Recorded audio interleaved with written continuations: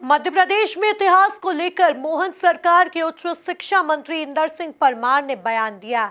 इंदर सिंह परमार का मानना है कि अमेरिका की खोज कोलंबस ने नहीं की थी। इसके साथ ही एमपी के छात्रों को आरएसएस की किताब पढ़ाने को लेकर कांग्रेस पर भी निशाना साधा है। देखिए ये खास रिपोर्ट।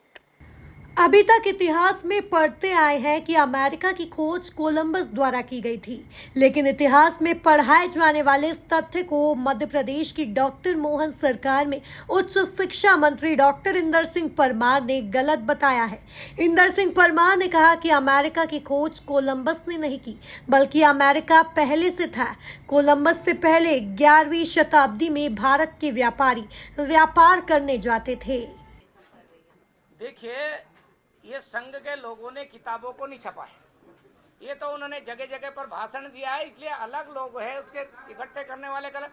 और उन किताबों को छापने का काम सरकार की एजेंसियां जैसे हिंदी ग्रंथ अकादमी करेगी, स्कूल शिक्षा विभाग में पाठ्य पुस्तक निगम करेगा।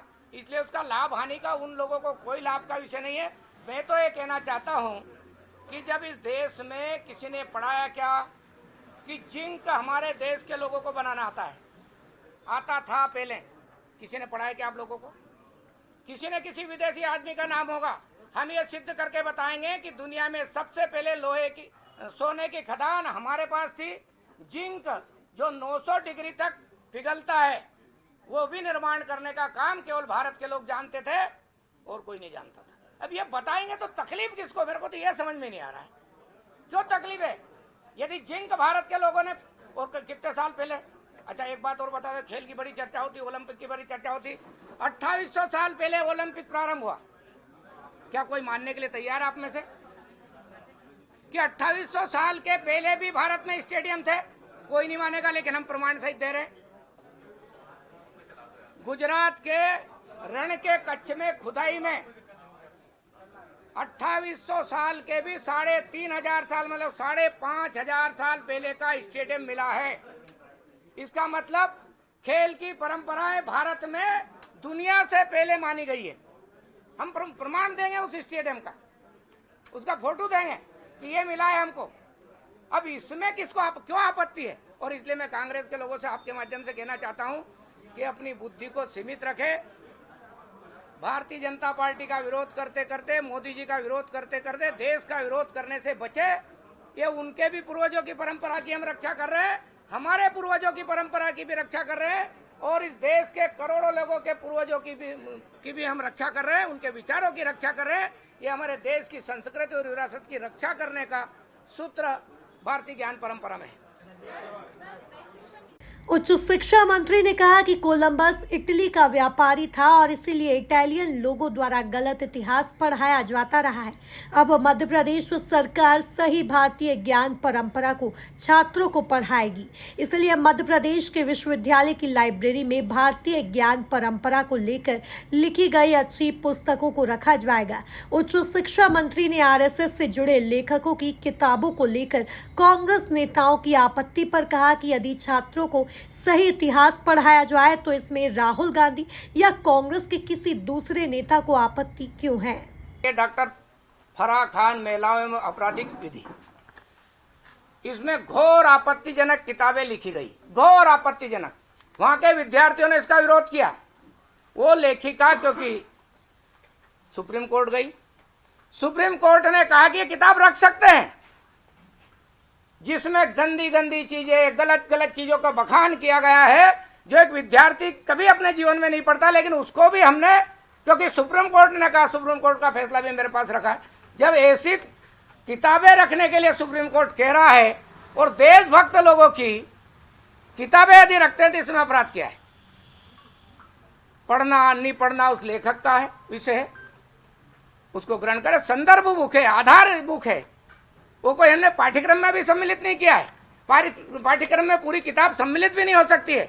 लेकिन कुछ चीजें जैसे मैथमेटिक्स से पढ़ाने की शुरुआत होगी तो हम कहेंगे भाई भारत की परंपरा में यदि हम गणित में शून्य का और दशमलव का आविष्कार नहीं करते तो दुनिया गणना नहीं जानती। अब इसको किसको आपत्ति है? मुकेश नायक को आपत्ति है क्या? राहुल गांधी जी को आपत्ति है क्या? बताए ना आपत्ति है तो मैं पूछना चाहता हूं उनसे, बता दे। यदि हम कहते हैं कि कर्ण अणु और परमाणु की कल्पना हुई है। यदि कणाद ऋषि ने पहले कण की बात कही है तो उनको असहमत है क्या? हमारे ऋषि ने बहुत पहले दुनिया के जो वैज्ञानिक उनके पहले कण की कल्पना कह करके जिसपे से आगे जाकर के अणु और परमाणु के बारे में विचार आया है। ये विकास का क्रम है। मैं कहना चाहता हूं, एक प्रमेय पढ़ी होगी साइंस के मैथमेटिक्स के विद्यार्थियों ने, पाइथागोरस प्रमेय। अब पाइथागोरस ने कहां से चुराई? भारत के बोधायन ने उस सूत्र को पहले सिद्ध कर दिया था। हमने कहा बोधायन प्रमेय है, ये पाइथागोरस प्रमेय नहीं है, ये चुरा करके किताबों में जोड़ी गई है। यदि हम बोधायन प्रमेय लिखेंगे तो उसमें आपत्ति किसको है? बताए राहुल गांधी, बताए जीतू पटवारी, बताए राहुल गांधी, बताए। और एक बात और कहना चाहता हूं, एक गलत तथ्य भारत के विद्यार्थियों में अभी तक पढ़ाते रहे। कोलंबस ने अमेरिका की खोज की। मैं कहता हूं कोलंबस ने नहीं, अमेरिका की खोज। भारत का दर्शन तो हम मानते नहीं क्योंकि हम दुनिया में पहले से ज्ञान बांटता है। कोलंबस बहुत बाद में 1492 में गया हूं। उसके पहले, कोलंबस के पहले 11वीं शताब्दी में भारत के व्यापारी व्यापार करने जाते थे। वहां सूर्य के मंदिर का निर्माण कर दिया उन्होंने। अब यदि हम कहेंगे तो हम कहेंगे कि हमारा व्यापारी ने खोज की अमेरिका की। अमेरिका पहले से है, वहां हमारे लोग व्यापार करने जाते थे। अब हम यदि उस उदाहरण को देकर के किताबों में पढ़ाएंगे तो भारत के लोगों को, भारत के बच्चों को गर्व करने का अनुभव होगा कि नहीं नहीं, ये इटालियन लोग गलत पढ़ा रहे हैं। कोलंबस इटालियन था, ये गलत पढ़ाया गया, गलत बातें का उत्सव मनाया गया। भारत के लोग दुनिया में, विश्व में व्यापार करने जाते थे और वो उदाहरण आज भी वहां का मंदिर का खंडहर है। अब ये लिखेंगे, मान लो कोई लेखक ने लिखा है और किसी को लगा कि ये पाठ्यक्रम में सम्मिलित करना चाहिए तो इसमें बुरा क्या है? भीमबेटका की खोज किसने की? हमारे मध्य प्रदेश की है। उज्जैन के विष्णु श्री धर वाकणकर राष्ट्रीय स्वयंसेवक संघ के कार्यकर्ता थे, 3rd ईयर ट्रेंड थे, अपना जीवन राष्ट्र के लिए समर्पित किया था। उन्होंने खोज की, दुनिया ने उनको सम्मान किया, दुनिया ने माना। भीमबेटका की खोज भारत के फला फला वैज्ञानिक ने की, भला भला इतिहासकार ने की, पुरातत्व ने की। इसमें आपत्ति है क्या किसी को? इसलिए मेरा प्रार्थना पूर्वक सबसे निवेदन है, जो लोग इस पे भ्रम फैलाने की कोशिश करते हैं, कृपा करके यह विषय राजनीतिक विचारधाराओं का नहीं है, ये देश की विचारधारा का है। और देश की विचारधारा, भारतीय संस्कृति, परंपरा, इन सबको राष्ट्रीय शिक्षा नीति ने 2 करोड़ लोगों के सर्वसम्मति के आधार पर बनाई गई है, जिसमें सामाजिक कार्यकर्ता है, शिक्षाविद है, बड़े बड़े सब लोग हैं, वैज्ञानिक भी है। कस्तूरी रंजन जी जो उस कमेटी के चेयरमैन थे, वो राष्ट्रीय स्वयं संघ के कार्यकर्ता भी नहीं थे, वो भारतीय जनता पार्टी के कार्यकर्ता भी नहीं, वो केवल विचारक थे, केवल वैज्ञानिक थे। उनके नेतृत्व में ये नीति बनी है। इसलिए कृपा करके मध्य प्रदेश लीड करने जा रहा है, कृपा करके मध्य प्रदेश दूसरे राज्यों के साथ उदाहरण बनने जा रहा है, उसको कोई रोके नहीं।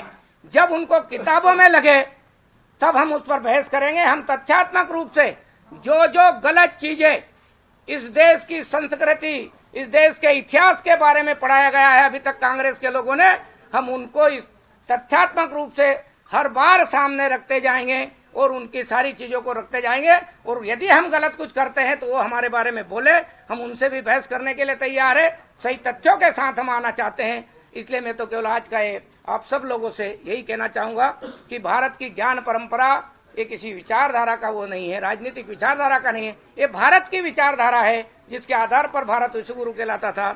उसी भारत का निर्माण करने का बड़ा संकल्प है, हम उस पर आगे बढ़ें। दरअसल मध्य प्रदेश की लाइब्रेरी में राष्ट्रीय स्वयंसेवक संघ से जुड़े लेखकों की 188 किताबों को मध्य प्रदेश के विभिन्न विश्वविद्यालयों की लाइब्रेरी में रखे जाने को लेकर विवाद शुरू हुआ। यह सूची पिछले दिनों उच्च शिक्षा विभाग द्वारा जारी की गई। कांग्रेस नेताओं ने इसको लेकर भाजपा पर जमकर निशाना साधा था। कांग्रेस नेताओं के विरोध को लेकर अब उच्च शिक्षा मंत्री